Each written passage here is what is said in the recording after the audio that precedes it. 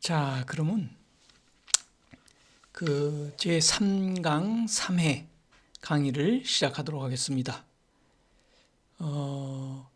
이 강의에서는 이제 2017년 이후에 한국 기록 관리가 어떻게 전개되어 가는가 하는 것에 대해서 한번 살펴보는 시간을 갖도록 하겠습니다. 즉, 새로운 기록 관리를 어떻게 모색해 갈 것인가 하는 부분을 살펴보도록 하겠습니다. 지금까지 한국 현대 사회에 있어서 기록 관리가 어떻게 전개되어 갔는가 하는 것을 살펴봤는데요. 한국 현대 기록 관리의 역사적 추이를 크게 지금까지 네 단계로 전개되어 왔다라는 얘기를 했습니다. 첫 번째는 해방 이후부터 정부 기록보존소가 설립된 1969년 시기까지. 이 시기는 다시 또 한 세 시기 정도 나눌 수 있는데 1945년서부터 48년 8월 15일까지 이 시기까지는 미 군정이 이제 대한민국을 통치했던 시기였습니다. 이 시기에는 미 군정이 대한민국을 통치를 했는데 그 당시에 통치했던 기록이 잘 남아있지 않다. 현존하고 있지 않은 것이 그게 이제 미스테리 중에 하나다라는 얘기를 했고요. 48년 대한민국 정부 수립 이후에 대한민국 정부는 기록관리 제도를 그 당시에는 국가 건설을 하는데 여념이 없었기 때문에 기록관리 제도를 새로운 틀을 만들 수가 없었어요. 그래서 조선총독부의 기록관리 제도를 그냥 원용해서 당시에 정부를 운영해가고 있었다라는 얘기를 했고요. 그러나 한국 육군은 1950년 한국전쟁을 거치면서 육군의 규모가 굉장히 이제 커지고 그러면서 미국 육군에서 육군 행정학교라든지 이런 데서 이제 교육을 받게 되고 미국 육군과 교류를 하게 되면서 미국 육군의 기록관리 제도를 이제 수용하면서 거대한 한국 육군의 조직을 이제 운영해 가기 시작했다라고 얘기를 했습니다. 그래서 50년대 중반부터는 한국 육군은 미국 육군의 기록관리 제도를 이제 원용해 가게 되었고 그것이 한국 정부에서는 1961년 5.16 군사 쿠데타 이후에 이제 군사정부가 행정 이제 혁신위원회를 만들어서 이제 미국의 행정학을 이제 수용하면서 미국의 기록관리 제도를 받아들이면서 한국 정부를 운영해가는 그런 형태를 띠게 되었고 그것이 어느 정도 체계를 갖춘 시기가 1964년 시기였다. 그러니까 64년 이후에는 한국 육군뿐만 아니라 한국의 정부도 미국의 기록관리 제도를 원용해서 이제 정부를 운영해 가기 시작했다라고 얘기를 할 수 있습니다. 그래서 이 시기는 이제 미국의 행정학과 미국의 기록관리 제도를 받아들이면서 이제 대한민국 정부가 전국을 운영해 갔던 그런 시기였다라고 얘기할 수 있습니다. 두 번째 시기는 1969년 정부기록보존소 설립과 1999년 공공기관의 기록물 관련 법률 통과되기 전까지의 시기인데요.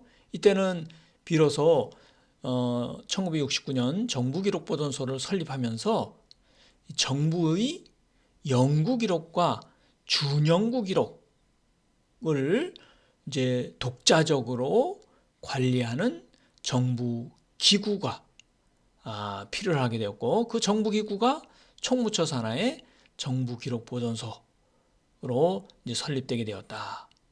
그래서 정부의 영구 기록과 준영구 기록을 중심으로 해서 정부의 그런 중요 기록을 전문적으로 관리하는 기구가 설립되게 되었다.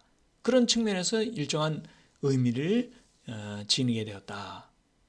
그러나 정부기록보존소는 정부기구 내에서 또 총무처 내에서도 굉장히 중요한 비중을 차지하는 기구는 아니었다라고 얘기할 수 있습니다.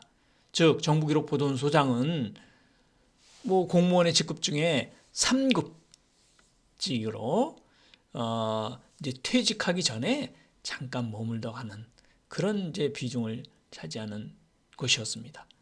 그렇기 때문에 정부기록보존소를 설립했다는 점에서는 의미가 있었지만은, 그러나 정부 행정부 내에서 중요한 비중을 차지하는 그런 기구는 아니었습니다. 그렇기 때문에 공공기록, 특히 대통령 기록이라든지 혹은 행정부의 기록을 아주 전문적으로 독자적으로 이렇게 관리할 수 있는 체계를 갖추지는 못하였다. 세 번째 시기는 1999년 공공기관의 기록물 관련 법률이 통과되고 나서, 이때는 이제 김대중 정부였어요. 처음으로 해방 이후에 야당이 처음으로 정권을 집권한 시기가 김대중 정부였어요. 그 이전에 1948년 대한민정부 수립 이후부터 이 1998년 시기까지는 쿠데타가 일어나고 이렇게 했지만은 기본적으로는 여당으로 권력이 이양되는 그런 시기였다. 그래서 이승만 정부에서 박정희 정부에서 전두환, 노태우, 김영삼 정부에 이르기까지 기본적으로는 여당으로 정권이 교체되게 되었는데, 1998년에 97년 12월에 대통령 선거에 의해서 기본적으로는 하여튼 보수적인 그런 성격이지만은 이제 야당으로 정권이 넘어가게 되었던 그런 시기가 1998년에 김대중 정부였다. 김대중 정부에서 정권을 잡고 보니까 그 이전에 대통령 기록을 중심으로 해서 정부의 주요 기록을 이관받지를 못했어요. 이제 그런 것에 대한 나름대로 이제 반성과 그다음에 학계 시민단체에서 그런 부분에 대한 요구가 굉장히 이제 강하게 이제 분출되어서 그것에 의해서 1999년에 공공기관의 기록물 관련 법률이 통과되게 되었고, 그 법률 제정 이후에 비로소 정부의 기록관리, 국가의 기록관리가 제대로 이제 이루어지기 시작했다라고 얘기할 수 있습니다. 그래서 법률의 제1조에서도 이제 기록이라는, 공공기록이라고 하는 것은 사무의 보조적인 어떤 그런 기능이 아니라 기록 자체를 이제 보존하고 관리하고 활용하고 이런 것 자체가 나름대로의 하나의 역사적 문화적 의미를 지닌다라고 규정을 하게 되었고, 기록을 마음대로 폐기한다든가 무단으로 유출한다든가 이런 것에 대해서는 이제 처벌을 받게끔 하는 그런 조항이 생기게 되었어요. 그래서 비로소 이제 해방 이후에 대한민국 정부에서 공공기록을 제대로 이제 관리하게 되고, 공무원들도 그 공공기록을 제대로 관리하는 것이 굉장히 중요하고 또 역사적 의미가 있고, 또 잘못 기록을 관리했다간 처벌받는다라고 하는 인식을 이제 가지게 된 것은 1999년에 공공기관의 기록물 관련 법률이 이제 공포되면서 공무원들이 그런 인식을 갖게 되었다라고 얘기할 수 있습니다. 그래서 이제 김대중 정부에서는 그걸 바탕으로 해서 기록물 분류 기준표도 만들어서 정부에서 이제 기록물 관리를 시도하게 되었고, 그 후임 정부인 노무현 정부는 이제 행정부의 어떤 기록을 제대로 관리하는 것이 행정부의 혁신을 도모하는 것이다 라고 해서 기본적으로 기록관리의 어떤 혁신을 추동해 갔다라고 얘기할 수 있습니다. 네 번째 시기는 이제 노무현 정부가 끝나고 이명박, 박근혜 정부의 기록관리 정책이 이제 수행됐던 시기였는데, 이명박, 박근혜 정부에서는 그 이전에 김대중, 특히 노무현 정부에서 세웠던 기록관리 정책을 이제 폐기하고 새로운 기록관리 정책을 추진해 가게 되었는데, 그것이 기본적으로 기록관리 정책이 기본적으로는 이제 성장주의를 바탕으로 한 경제적인 어떤 측면을 굉장히 이제 강조하는 그런 이제 기록관리 정책을 추진하게 되었고, 또 국가의 기록 관리가 굉장히 정치적으로 이제 이용되는 그런 시기였기 때문에 기록 관리의 어떤 측면에서 보면은 국가 기록 관리가 후퇴되었던 시기였다라고 하는 얘기를 이제 전번 회차에서 했습니다. 그래서 이명박, 박근혜 정부에서는 기록 관리가 후퇴되면서 기록이 이제 정치적으로 이용되었던 그런 시기였다라고 얘기를 할 수 있습니다. 이제 다섯 번째는 문재인 정부 이후에는 그래서 새로운 어떤 기록 관리를 모색해가는 그런 시기다라고 얘기할 수 있고, 이런 측면에서 뭐 하나의 어떤 제안으로 이제 몇 가지 앞으로 우리가 나아가야 할 기록 관리 정책의 어떤 방향을 뭐 원론적으로 한번 살펴보도록 하겠습니다.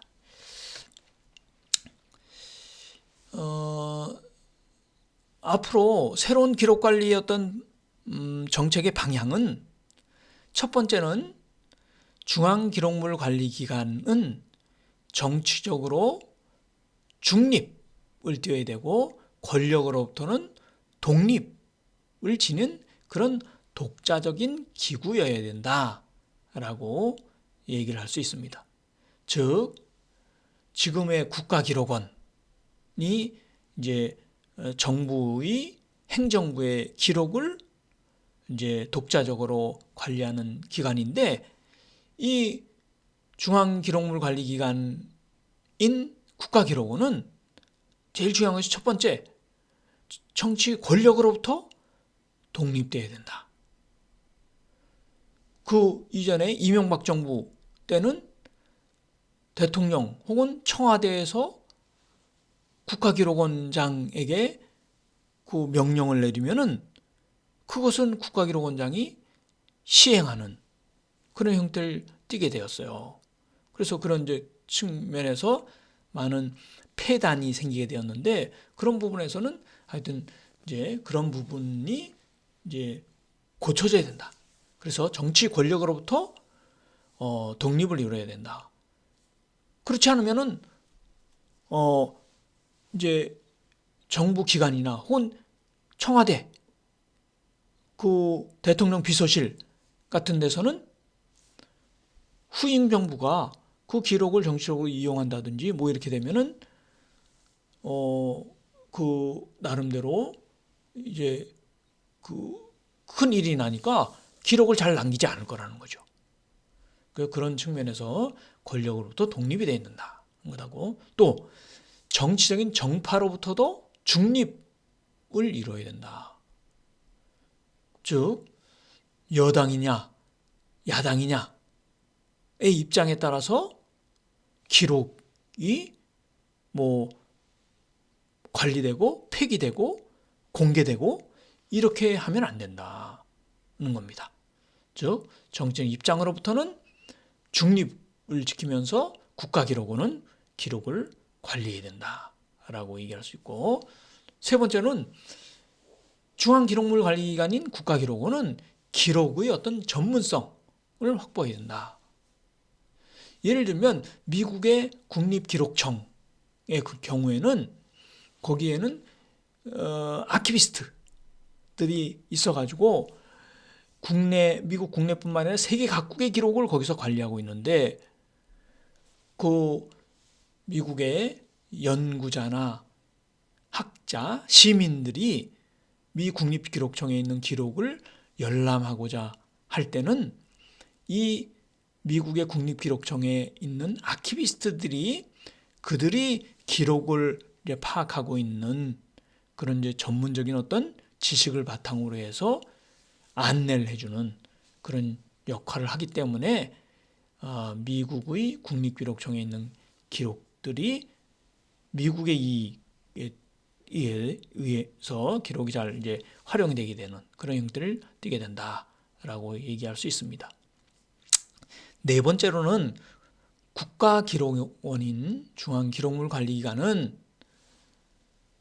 나름대로 이제 한국에 있는 모든 아카이브와의 연계성과 또 통합성과 또 어떤 한편에서는 나름대로 어떤 방향성, 이런 것을 이제 나름대로 제시하는 그런 이제 역할을 해야 된다라고 얘기를 할 수 있습니다. 노무현 정부 시기에는 정부기록보존소가 이제 그 행정부의 기록을 제대로 관리하는 것이 중요하다. 그것이 행정부의 혁신을 가져오는 것이고 정부의 운영에서도 굉장히 중요하다라고 해서 국가기록원으로 명칭을 변경하면서 정부 조직을 국가기록원의 조직을 크게 확대했어요. 그래서 인원도 한 배 반, 두 배 정도 380명 이 정도로 늘리게 되고 국가기록원의 조직도 확대하는 형태를 띠게 되었습니다. 그러면서 이제 국가기록원의 기록관리를 추진해 가게 되었다라고 얘기할 수 있고요. 이명박 정부 때는 이제 앞에서도 살펴봤지만은 2008년에 이명박 정부가 출범을 하면서 기본적으로 이제 노무현 대통령의 어떤 기록물을 그게 이제 노무현 대통령이 봉화마을로 가져간 것을 굉장히 이제 정치적으로 이제 소위 그 쟁점화 해가지고 그래서 국가기록원장으로 하여금 그 노무현 대통령 시기에 그 기록 비서관 등의 고위직 기록관리자들을 10명을 이제 고발시키게 했어요. 그래서 국가기록원장이 고발을 하게 되었고, 그 공을 인정받아서 그 당시에 국가기록원장은 그 당시에 세종시 행정중심 복합 그 도시의 청장으로 이제 영전하는 그런 일이 있었습니다. 그래서 국가기록원장이라고 해봐야 정부기구에선 그냥 고위공무원 1급이니까 위에서 명령을 하면은 그것에 이제 그에 따라서 한 다음에 그 다음에는 나중에 그 공을 인정받아서 차관 복급으로 이제 승진해 갔던 거죠. 이제 그것은 적절한 어떤 형태는 아니었다는 겁니다. 즉 국가기록원은 중앙기록물관리기관으로서 정부의 어떤 전체적인 이제 기록 관리를 기획을 하고 집행을 해가고 이런 이제 기능을 하는 기관이기 때문에 권력으로부터 이제 자유로운 그런 하여튼 주체가 되어야 된다라고 얘기할 수 있습니다. 나름대로 그 이전 시기에서는 즉 새롭게 출범하는 정부에서는 중앙기록물관리기관의 독립이 굉장히 모색됐어요. 그래서 김대중 정부 때는 정부기록보존소와 국사편찬위원회는 이제 역사 사료를 모으고 국사를 편찬하는 그런 기관이었죠. 그리고 정신문화연구원을 통합해가지고 정부기록보존소는 현용이나 준현용 기록을 이제 보관하는 그런 것이었고, 국사편찬위원회는 역사 기록을 이제 수집하는 그런 것이었기 때문에 이 기구를 이제 통합해가지고 하나의 독자적인 청이라든지 이런 기구를 만들어야 된다라는 그런 시도를 했지만은 실행되지는 못했어요. 또 노무현 정부에서도 마찬가지로 정부기록보존소와 국사편찬위원회를 통합해서 국가역사기록위원회 혹은 역사기록청 등의 이제 행정자치구로부터 분리된 독자적인 청 기구로 그렇게 이제 시도를 했지만은 당시 행정안전부, 즉 행정자치부의 절대적인 반대로 이루어지지 못했습니다. 즉 행정지의 관료들은 그것이 떨어져 나가는 것에 대해서는 반대를 했고, 반면에 국사편찬위원회나 혹은 학계에서는 그렇게 기록만을 전문적으로 관리하는 기관이 합쳐져서 독자적인 청이 되는 것은 좋다라고 찬성을 했는데, 정부의 조직 개편은 굉장히 어려운 일이었습니다. 두 번째는 국가기록관리 정책은 거버넌스 형태를 띠어야 된다. 거버넌스라는 것은 정부는 국가기록관리의 이해관계를 갖고 있는 시민단체나 학계, 기업, 민간 전문가 등과 협력하여 국가기록관리 정책을 추진해야 된다. 외국의 선진적인 기록관리 체계를 수용한다고 해서 그래서 그것이 한국적인 상황에 맞게 작동하지는 않습니다.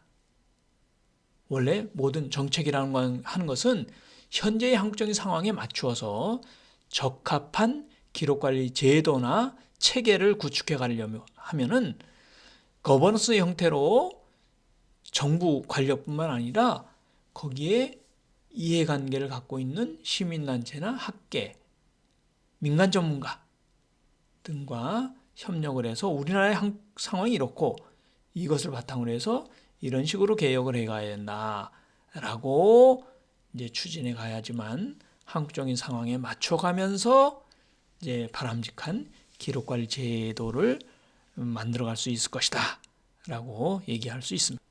세 번째는 이제 국가기록원 뿐만 아니라 모든 이제 정부의 어떤 기록관이나 민간의 기록관들은 민간 기록 관리에도 굉장히 관심을 가져야 된다. 1999년 공공기관의 기록물 관련 법률이 제정 공포되면서는 공공기록의 체계를 구축해 가는데 아주 전념해 왔어요. 그래서 한 20년 지금 운영해 왔습니다. 그래서 20년이 지난 현재는 나름대로 국가기록원과 중앙부처의 기록관리 체계는 어느 정도 좀 구축했어요. 그렇게 하고 지방의 기록관리 체계는 지금 구축해가는 과정이에요. 그래서 예를 들면 경상남도 기록원과 서울특별시의 서울기록원도 이제 구축이 되어가지고 이제 지방의 기록관리 체계가 갖춰지면서 이제 나름대로 이제 시의 중요한 어떤 기록이 이제 전문적으로 이관되고 분류 정리되고 기술되어서 나중에 활용되는 그런 이제 단계에 지금 오고 있다라고 얘기할 수 있습니다. 반면에 민간 영역의 기록 관리는 아직은 굉장히 미흡하다. 그래서 앞으로는 기업, 종교단체, 대학, 병원, 시민단체 뭐 이런 등의 민간 영역의 기록 관리가 제대로 이루어져야 한국 사회가 한 단계 발전을 할 수 있고, 그것이 이제 한국의 국가지식 역량, 한국의 문화 수준이 한 단계 이제 제고될 수 있는 그런 바탕이 된다라고 얘기할 수 있습니다. 이런 측면에서 국가기록원도 이제 정책을 서서히 전환해 가면서 민간 기록을 어떻게 체계해 가야 될 것인가 하는 점에 신경을 써야 된다라고 얘기할 수 있습니다.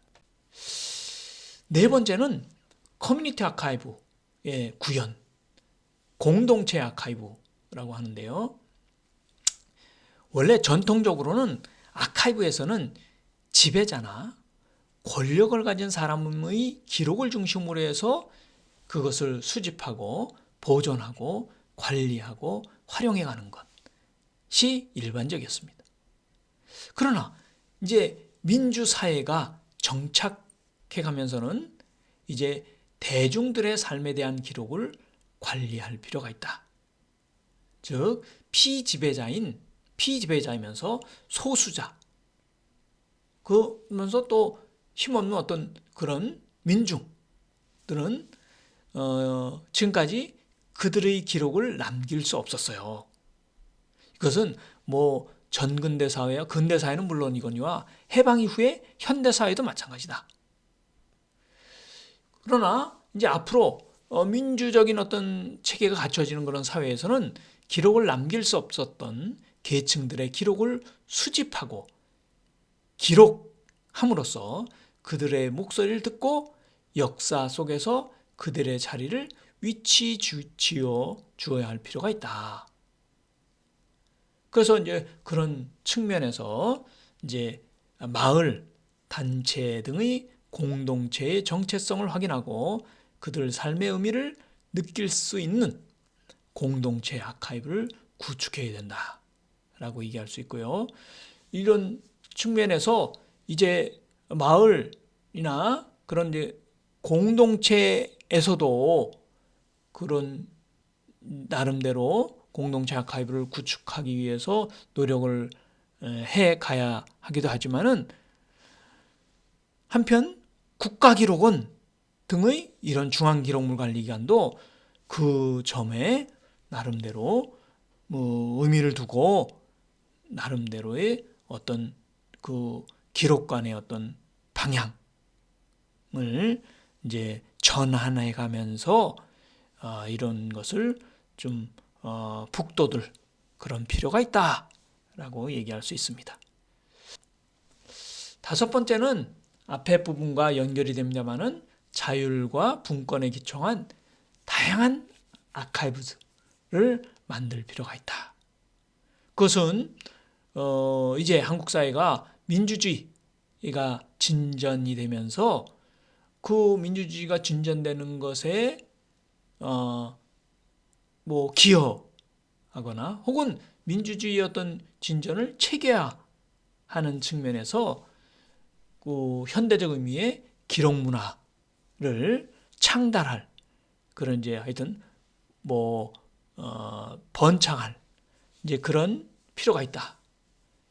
그래서 중앙정부의 정책적 판단과 집행이 공공기록관리의 발전에 결정적 영향을 미치는 극단적 집권적 발전의 길을 경험하고 있다라고 한 얘기는 이제 노무현 정부 때 기록관리 혁신을 추진하면서 그 당시에 정부기록보존소에서 국가기록원으로 크게 확대되면서는 그 당시에 정부의 어떤 기록관리 어떤 혁신과 변화가 시도되게 되고 대통령이 관심을 가지면은 그런 공공기록관리의 어떤 발전에 큰 나름대로 영향을 미치기도 했습니다.